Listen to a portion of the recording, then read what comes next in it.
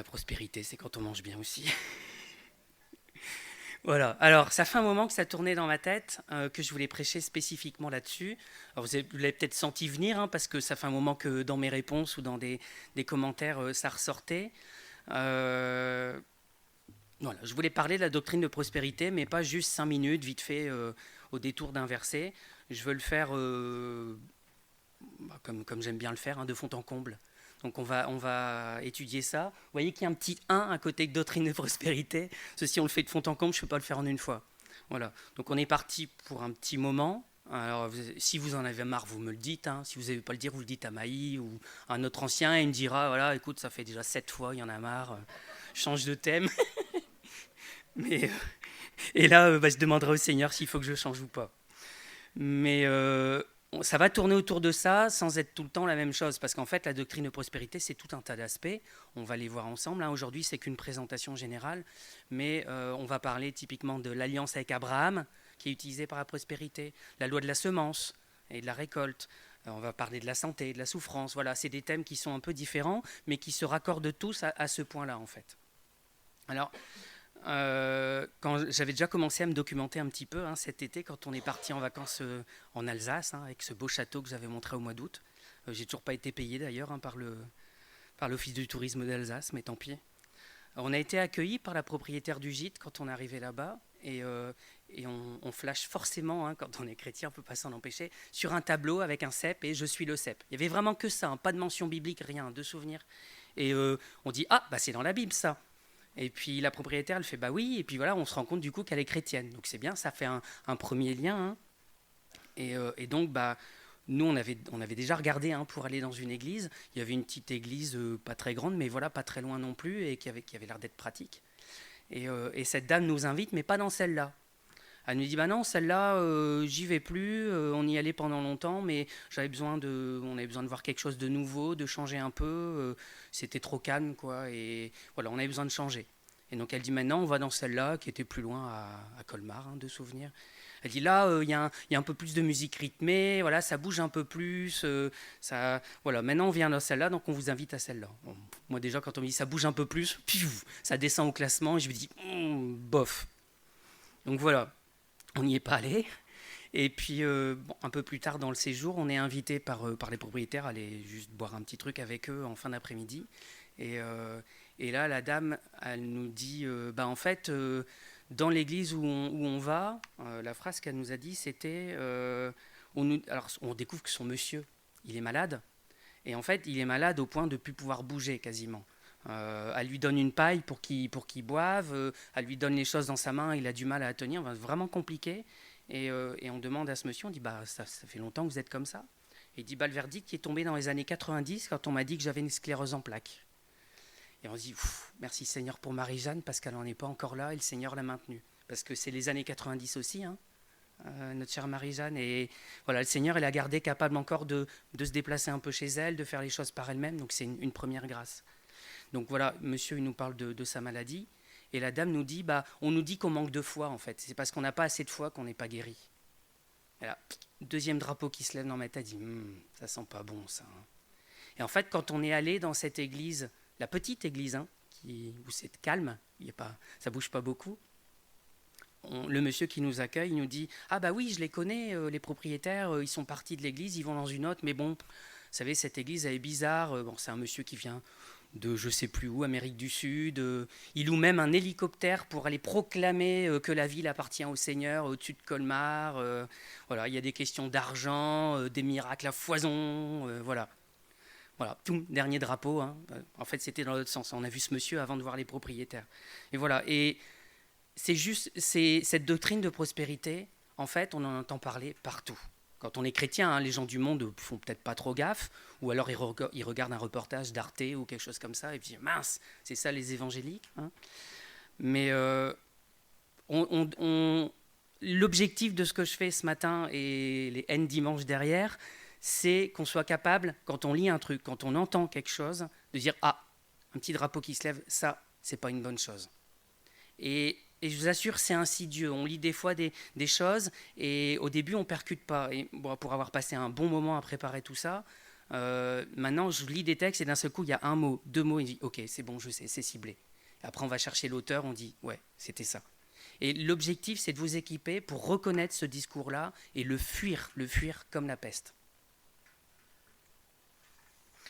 On pourrait se dire c'est qu'une question, c'est une doctrine, on n'entend jamais parler, on la voit jamais. Mais en fait, on en a partout. Il y a des églises sur l'île, en fait, qui sont là-dedans, vraiment pas loin de chez nous. Et on peut vite se retrouver à avoir même des choses dans nos enseignements. On pourrait même avoir ça ici, ces vicieux, qui ressortent comme ça dans nos enseignements, des petits points par-ci, par-là. Et en fait, c'est pas la prospérité à 100%, mais il y a déjà des germes, il y a des petits quelque chose qui viennent dans ce qui est dit. Et il faut le reconnaître et il faut couper ça avant que ça porte du fruit. Alors, je suis obligé de donner mes sources parce que vous allez croire que ça vient de moi, ce n'est pas le cas. Il y en a beaucoup. Il y a un livret du CNEF qui est très très bien fait, La théologie de la prospérité. Ça fait 26 pages. Ça se télécharge gratuitement sur Internet. Il est bien fait. Alors, c'est dense, mais il y a toutes les infos dessus. Les principales doctrines, c'est des sous-doctrines, on pourrait dire, les idées qui sont véhiculées, avec quels versets, comment on explique ces versets, en fait. Donc, vraiment très bien fait. Il date d'il y a quelques années maintenant, mais voilà, c'était vraiment intéressant. Le deuxième livre, c'est La prospérité, ici. Il y a toute une série d'auteurs, dont John Piper, donc un pasteur américain. Là aussi, c'est bien fait. Lui, il ne se trouve pas gratuitement, ou alors que la version anglaise, je crois. Voilà. Des articles de Benjamin Egan, le site Tout pour sa gloire, pour ceux qui connaissent. Il y a des bons prédicateurs quand même là-dessus.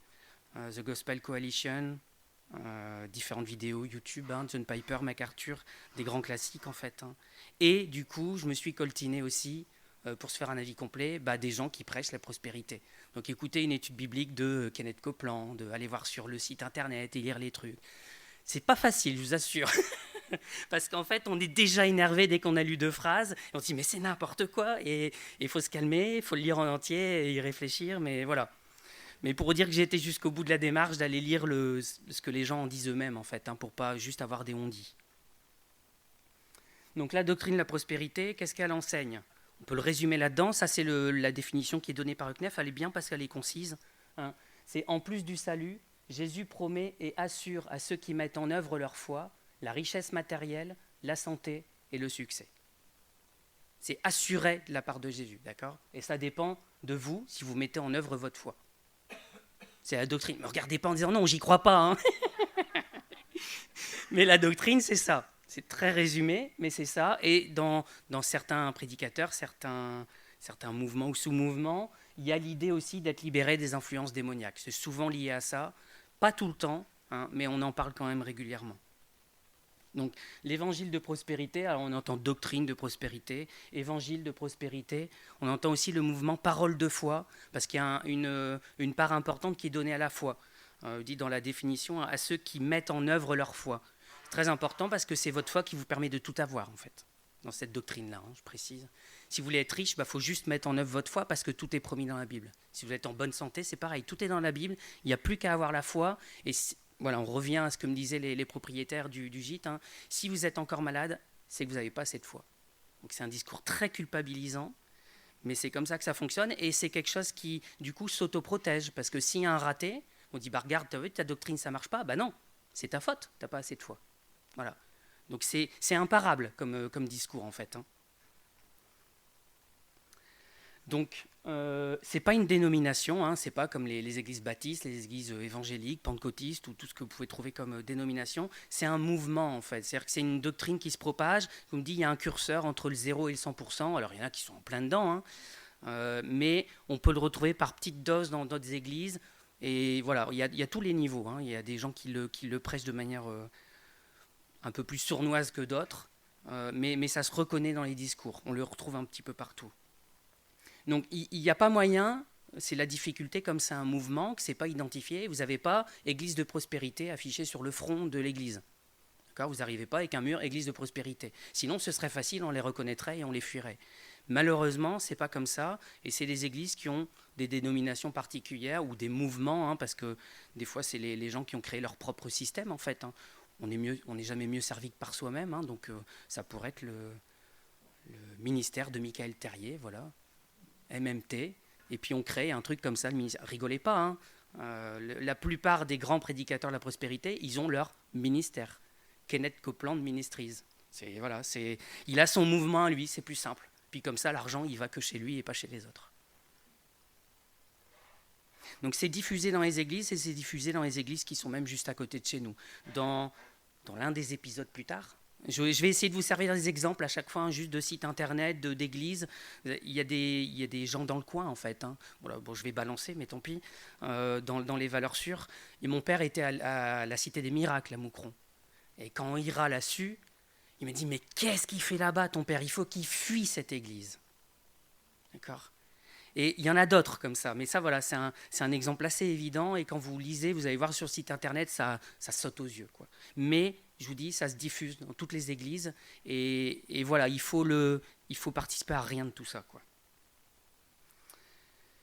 Donc la doctrine de prospérité, il y a un lien avec le pentecôtisme. Alors, en disant ça, on peut vexer des pentecôtistes. C'est pas que tous les pentecôtistes sont dans la prospérité et que tous les prédicateurs de la prospérité viennent du pentecôtisme. Mais dans l'histoire, ça a démarré avec une déviation du pentecôtisme. D'accord ? Donc faut pas tout mélanger, mais juste historiquement, c'est bon de le savoir. Pourquoi ? Parce qu'en fait, avec le pentecôtisme qui se développe dans certains pays, notamment en Amérique du Sud ou en Afrique, et la doctrine de prospérité, elle y passe d'autant mieux en fait. Dans le pentecôtisme, il y a quand même une tendance à insister sur l'esprit, hein, sur la libération, sur toutes sortes de choses, et donc ça peut vite glisser vers cette doctrine-là. Donc ça a démarré après la Deuxième Guerre mondiale, si je ne me trompe pas, je ne sais plus si je l'ai écrit. Non, tant pis. Et en fait, les gens qui étaient adeptes de cette théologie-là, donc les premiers qui l'ont, alors les fondateurs, je ne sais pas si on peut dire, il n'y a pas un acte fondateur, hein, mais les grands noms qui sont connus, qui ont l'air d'être au démarrage du mouvement, c'est ces noms-là en fait. Hein. Kenneth Hagin, Oral Roberts et Kenneth Copeland, alors, tous des Américains, hein, mais ne vous inquiétez pas, ça vient en France aussi. Hein. C'est juste que les grands connus, ceux qui ont fait leur beurre là jusqu'ici, c'était essentiellement les Américains. Si vous cherchez les classements financiers, on retrouve aussi maintenant beaucoup d'Africains en fait, parce que ça prend beaucoup en Afrique. Et la raison, elle est facile, hein, c'est que ça surfe sur le besoin des gens. Là où il y a des gens pauvres, doctrine de prospérité, ça marche bien puisqu'on vous promet d'être riche. Voilà. Donc nous, jusqu'ici, on était peut-être encore un peu trop riches pour succomber à ça, mais c'est en train d'arriver et ça se diffuse sans beaucoup de problèmes finalement quand on voit la taille des églises. Hein. Ça s'est répandu beaucoup aussi dans les années 80 avec ce qu'on appelle le télévangélisme. Donc des pasteurs qui faisaient des grands shows à la télé hein, ou à la radio. Et donc ils ont des moyens de diffusion qui sont importants, ces gens-là. Ils sont pétés de thunes, on peut le dire comme ça. Hein. Ils ont plein d'argent. Et donc ils ont les moyens aussi de diffuser leur doctrine pour que ça leur apporte encore plus d'argent. Hein, ça reste l'idée. Mais voilà, ils ont des moyens que nous, ici, petite église évangélique d'Hazebrouck, on n'a pas. On n'a pas des millions. On n'a pas des centaines de milliers non plus. Des dizaines de milliers. Bon, bref. Les noms connus, alors ça, c'est des noms connus historiques. Après, il y en a plein d'autres. Enfin, si on veut faire des listes, on peut en faire des centaines. Hein. Mais voilà. Robert Tilton, Pat Robertson, ceux qu'on connaît aussi. Alors, 90% de ces gens-là, ils étaient sur le topchrétien.fr à une époque. Hein. Ça vous dit un peu l'idée du top chrétien, malheureusement. On les trouve moins. On voit encore un peu de Joyce Meyer. J'ai trouvé du Joel Osteen aussi. Mais voilà, on avait Pat Robertson, Joel Osteen, donc beaucoup sur le top chrétien, Joyce Meyer aussi, Benny Hinn, il est archi connu, hein. Creflo Dollar, qui porte bien son nom, Guillermo Maldonado, et alors c'est pas Paul White, c'est Paula White, c'est une dame. Bon, c'est des grands noms, il fallait en choisir, mais on pourrait faire des listes complètes, hein, d'accord. Mais ceux-là, c'est vraiment les plus connus, et en tout cas parmi les Américains, les plus riches aussi, parce que les plus connus, enfin tout ça c'est mélangé. Hein.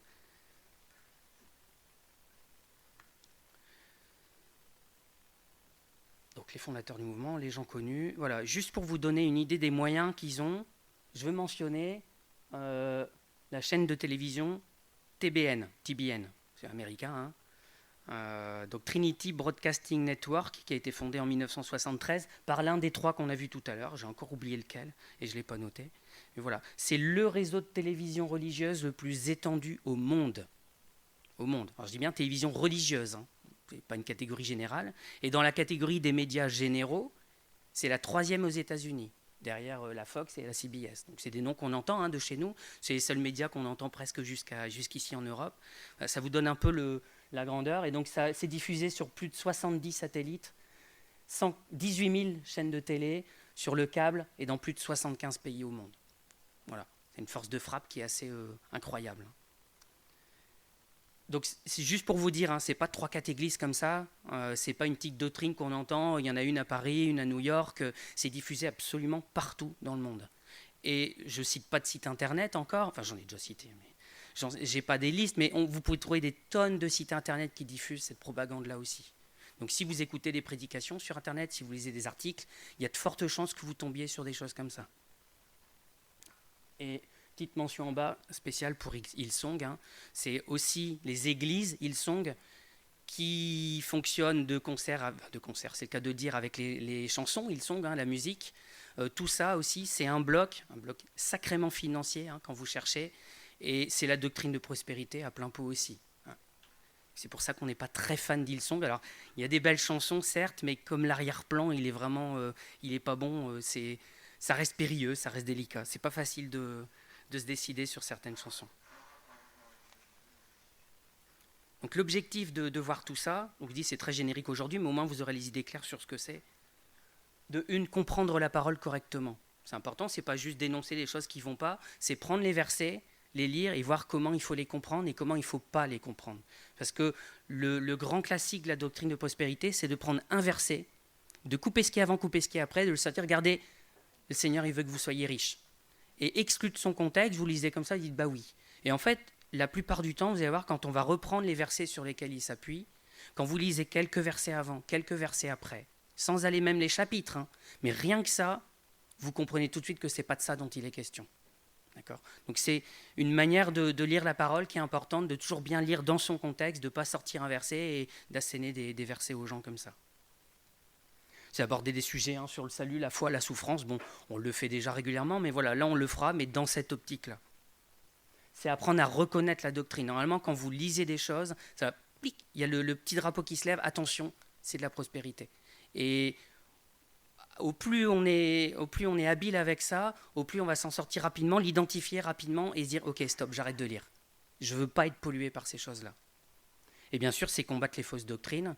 On va y venir après, mais on ne peut pas juste tolérer ça et se dire « Bah moi, j'y crois pas, et puis c'est tout, ça s'arrête là. » Mais en fait, on doit se battre contre ça. On ne doit pas laisser ça porter du fruit, parce que ça finira par nous entourer partout. On perd des gens à cause de ça, en fait. Il y a des gens qui échappent au salut, qui vont à la perdition, dans quel sens vous regardez, à cause de cette doctrine-là. Et donc il faut se battre pour que les gens ne soient pas perdus à cause de ça.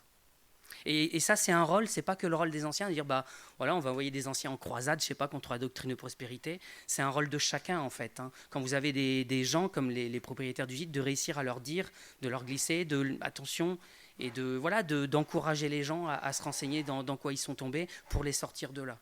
Et ça, c'est chacun d'entre vous. Nous, on a des connaissances, mais c'est limité. Mais si chaque personne de l'Église elle a une connaissance qui est là-dedans, elle lui dit, écoute, attention, tu es là-dedans, maintenant je comprends un peu mieux ce que c'est, fais attention, et ben on peut sauver des gens comme ça.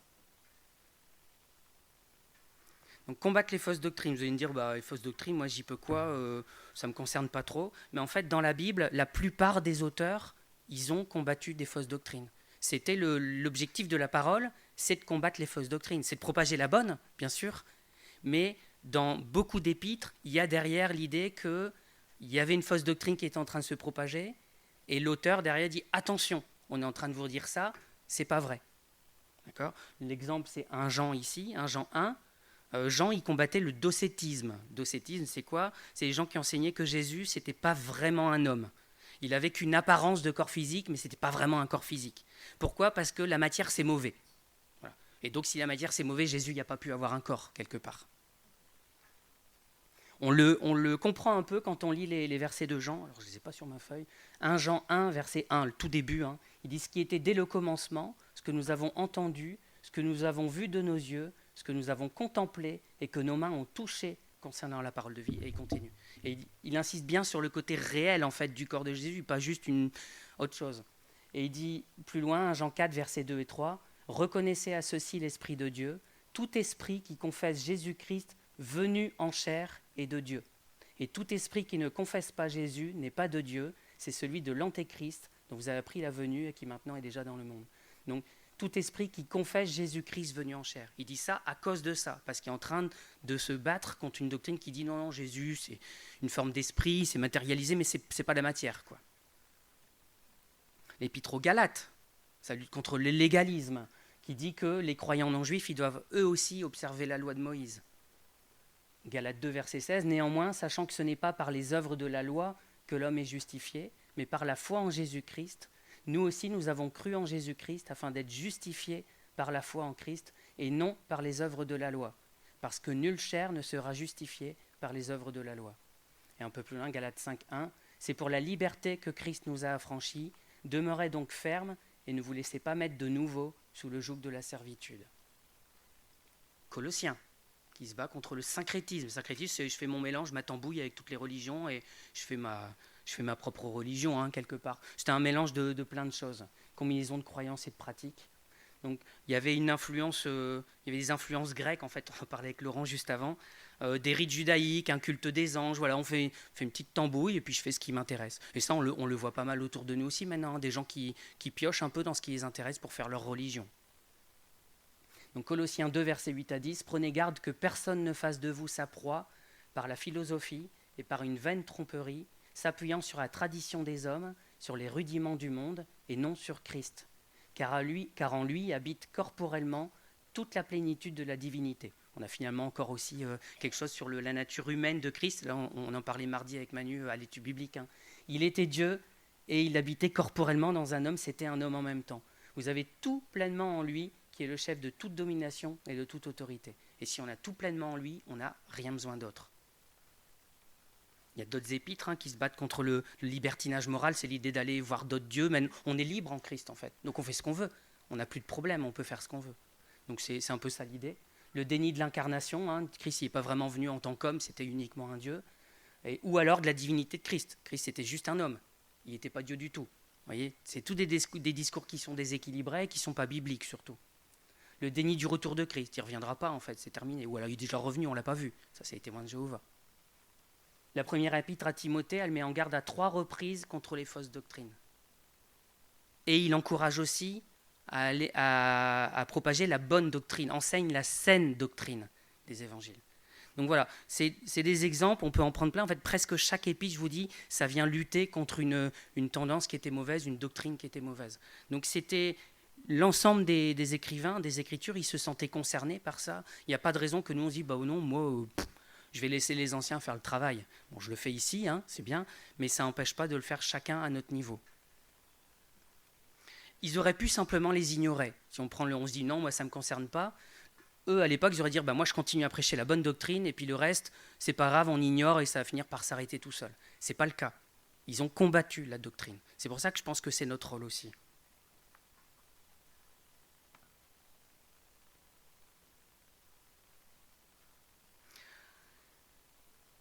Alors on peut entendre des fois l'idée que si les gens ils vont dans ces églises qui supportent cette doctrine-là, c'est un peu une forme de moindre mal. Parce qu'ils vont dans une église quand même. Entre ça ou rien, finalement, c'est peut-être mieux d'aller de ça, au moins ils entendront l'évangile. Et c'est pas vrai. Ça, c'est une facilité qu'on peut avoir justement pour ne pas se battre, mais c'est pas vrai. Dans ces églises, on ne prêche pas l'évangile. Et je veux insister lourdement là-dessus, parce que c'est important de savoir que les gens qui sont dans ces églises-là ne sont pas sauvés. Le Seigneur, il les sort après, mais on ne peut pas rester dans une église comme ça. C'est pas possible.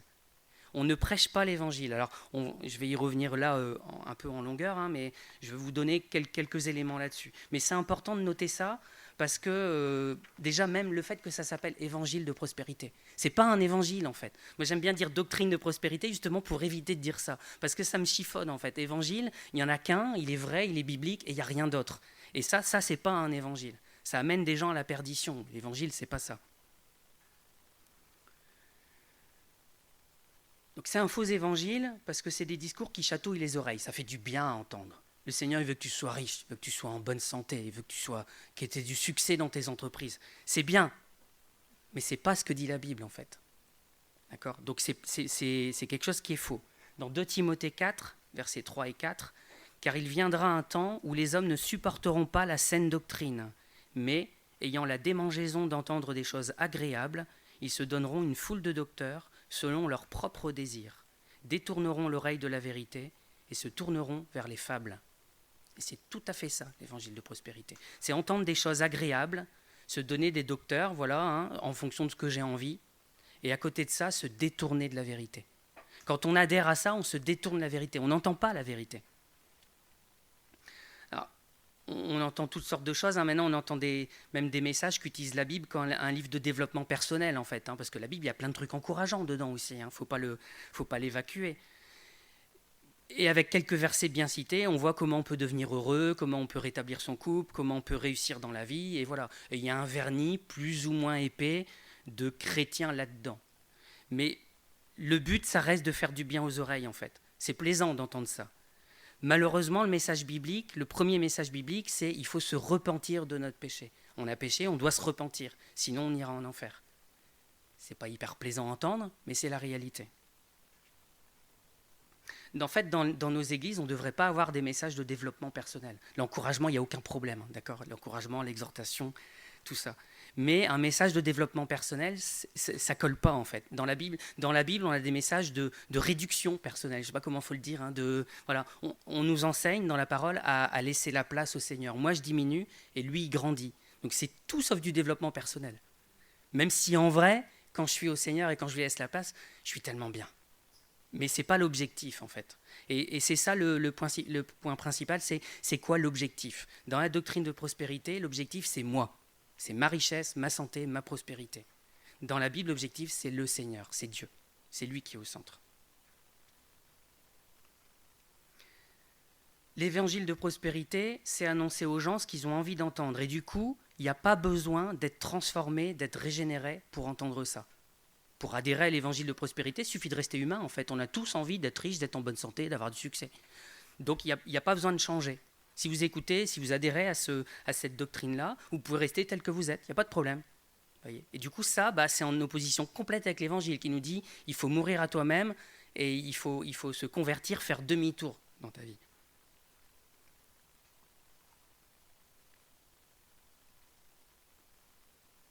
Si on offre aux gens ce qu'ils veulent pour venir à Dieu, alors ce verset-là, il n'y a plus de sens. Alors 1 Corinthiens 2, on pourrait lire en complet, mais ça va être compliqué.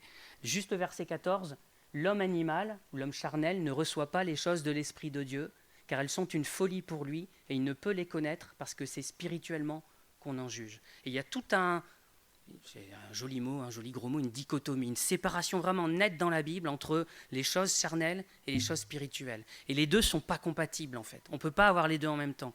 Et si on se tourne vers les choses comme ça, matérielles, alors on se détourne, en fait, on est avec le dos à l'opposé des choses spirituelles. J'aime beaucoup pareil, je le pique tel quel parce que je n'ai pas trouvé comment dire mieux, la formulation de John Piper qui dit « Dieu n'est pas venu satisfaire les appétits non changés de notre ancienne nature, il est venu donner de nouveaux appétits. » Et c'est ça la nouvelle naissance en fait, c'est avoir des nouvelles envies. Quand on est de nouveau, on n'a pas envie de devenir riche en pleine santé, on veut aimer le Seigneur encore plus, on veut le servir, on veut arrêter de pécher. Voilà. Toutes ces choses qu'on ne retrouve pas dans l'évangile de prospérité. L'évangile de prospérité, c'est un faux évangile parce qu'on va à Jésus pour une mauvaise raison. Et ça, c'est pas nouveau. En fait, dans l'évangile de Jean, on voit déjà des gens qui vont à Jésus. Et pourquoi ? Pour les miracles qu'il a accomplis. Ils vont à lui parce qu'il a fait plein de miracles. Ça, c'est Jean 2, versets 23 à 25. Pendant que Jésus était à Jérusalem, à la fête de Pâques, plusieurs crurent en son nom, voyant les miracles qu'il faisait. Mais Jésus ne se fiait point à eux, parce qu'il les connaissait tous, et parce qu'il n'avait pas besoin qu'on lui rendît témoignage d'aucun homme, car il savait lui-même ce qui était dans l'homme. Donc plusieurs crurent en son nom, voyant les miracles qu'il faisait. Finalement, se convertir à cause des miracles et en rester là, il manque quelque chose en fait. Et ça, c'est ça, la prospérité, c'est ça. Vous tournez vers Dieu, pourquoi ? Pour votre intérêt, pour devenir riche, pour obtenir tout un tas de trucs. Donc c'est pas le Dieu, c'est pas le Jésus qu'on connaît dans la Bible.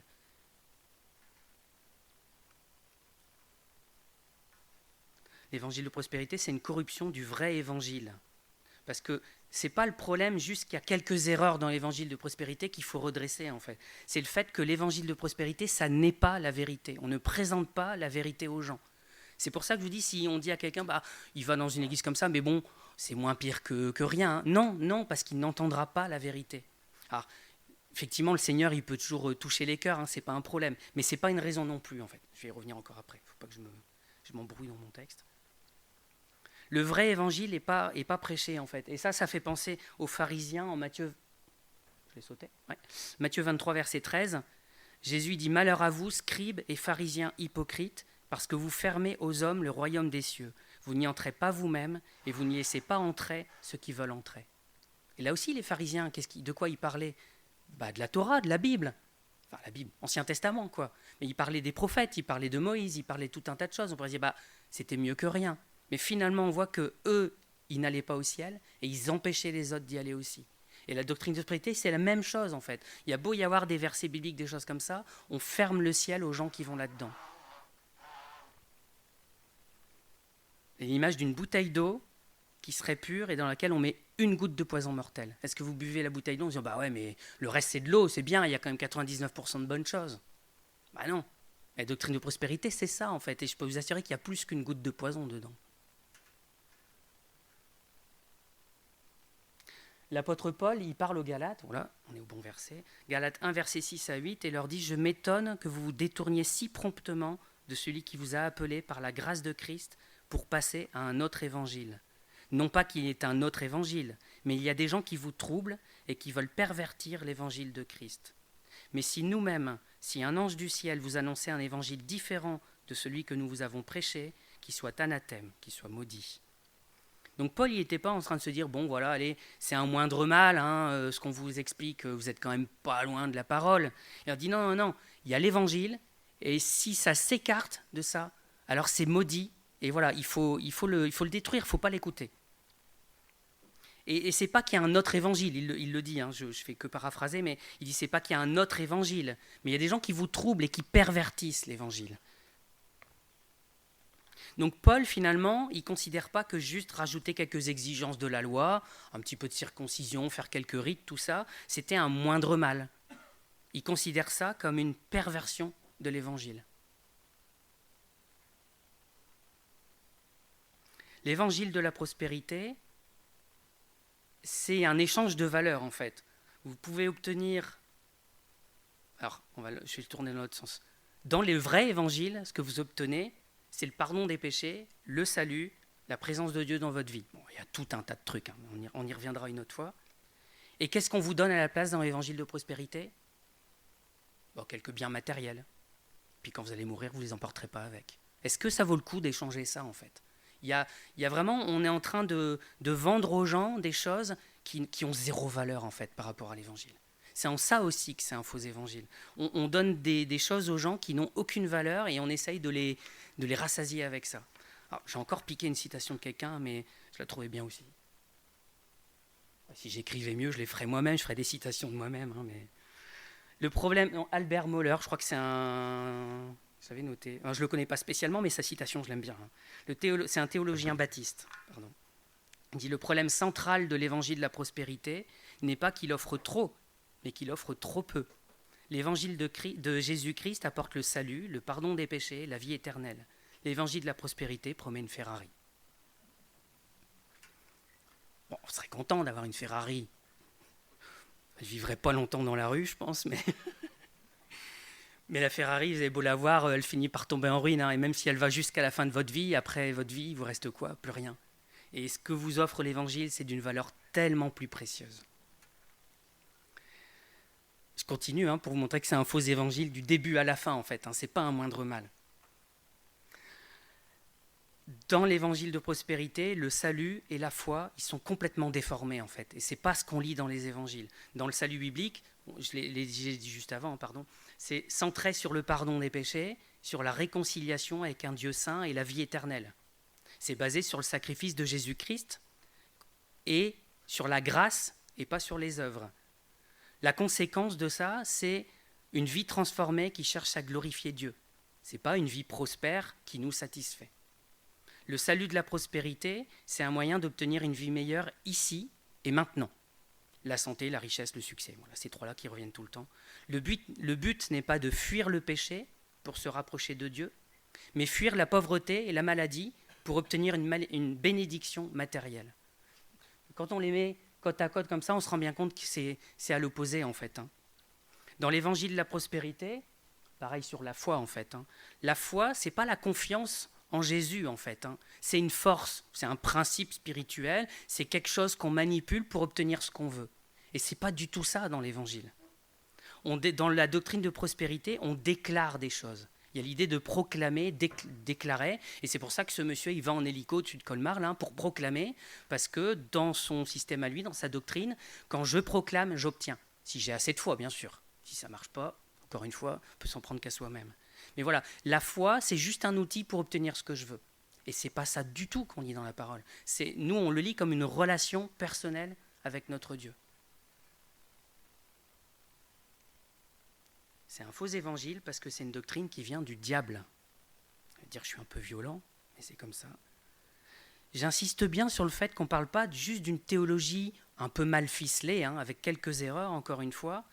La prospérité, c'est un faux évangile qui amène à la perdition. Et ça vient du diable. Pourquoi je dis ça ? Parce qu'en fait, c'est le diable qui joue sur nos envies.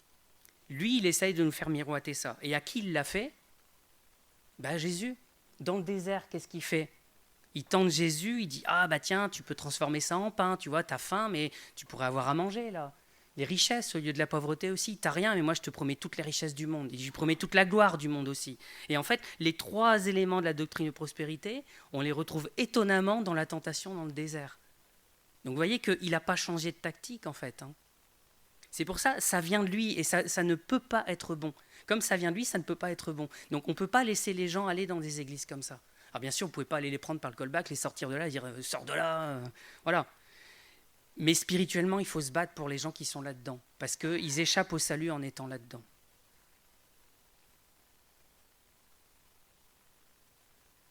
« 1 Jean 2, versets 13 à 17. « Je vous écris, Père, parce que vous avez connu celui qui est dès le commencement.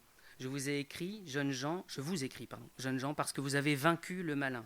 Je vous ai écrit, petits enfants, parce que vous avez connu le Père. Je vous ai écrit, Père, parce que vous avez connu celui qui est dès le commencement. Je vous ai écrit, jeunes gens, parce que vous êtes forts et que la parole de Dieu demeure en vous et que vous avez vaincu le malin. N'aimez point le monde, ni les choses qui sont dans le monde. Si quelqu'un aime le monde, l'amour du Père n'est point en lui. Car tout ce qui est dans le monde, la convoitise de la chair, la convoitise des yeux et l'orgueil de la vie, ne vient point du Père, mais vient du monde. Et le monde passe et sa convoitise aussi, celui qui fait la volonté de Dieu demeure éternellement. » J'ai souligné vous avez vaincu le malin, et après, il dit voilà, n'aimez point les choses qui sont dans le monde. Il y a vraiment si on aime les choses qui sont dans le monde, on est sous l'influence du malin, d'une manière ou d'une autre. Alors le Seigneur, il travaille, il évacue ces choses-là au fur et à mesure de notre vie, il nous transforme, comme on avait la citation tout à l'heure, en fait, il change nos envies, le Seigneur. C'est pas qu'on fait un effort pour dire, bon ok, je vais arrêter de faire ça parce que c'est pas bien, mais le Seigneur, il change nos cœurs, en fait, et on n'a plus envie de le faire, ça vient de l'intérieur.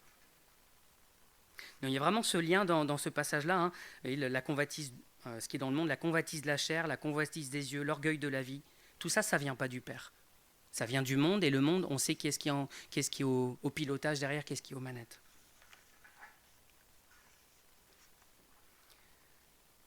Normalement, j'étais assez clair là, non ?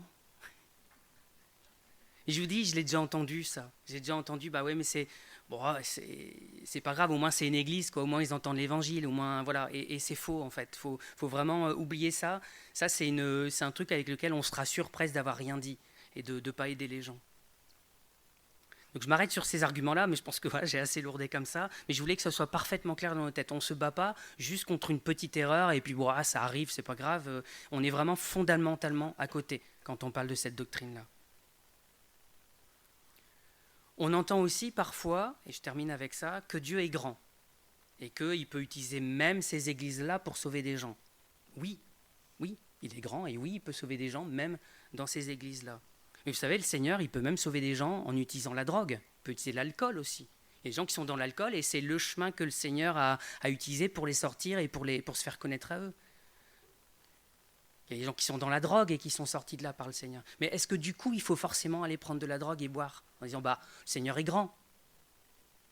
Non, mais les églises de la prospérité, c'est la même chose. On peut se dire, ouais, mais c'est un moindre mal. Non.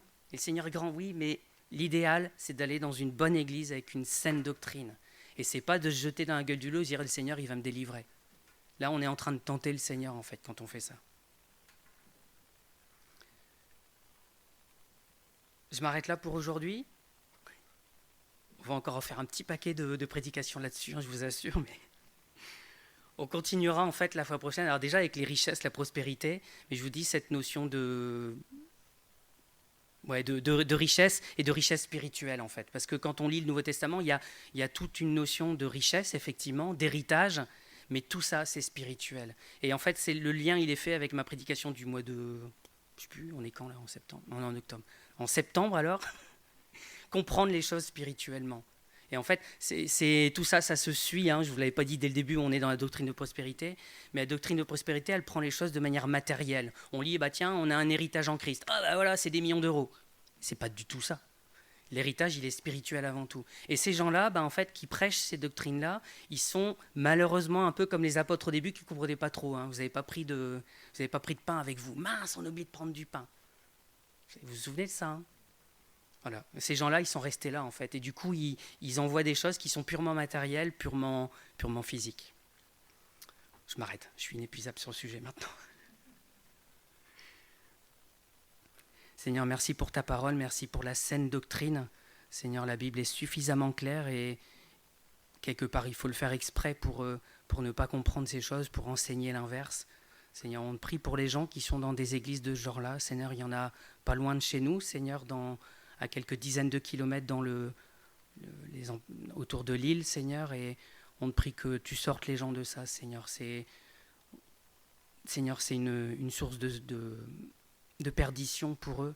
Et Seigneur, on ne veut pas que les gens se perdent, on veut qu'ils soient sauvés. On te prie d'agir, nous montrer aussi dans nos vies personnelles comment on peut discuter avec les gens quand ils sont là-dedans. Seigneur, qu'est-ce qu'on peut faire à notre niveau? On te prie qu'on ne soit pas insensible à avoir notre propre salut, mais qu'on puisse aimer ces gens-là.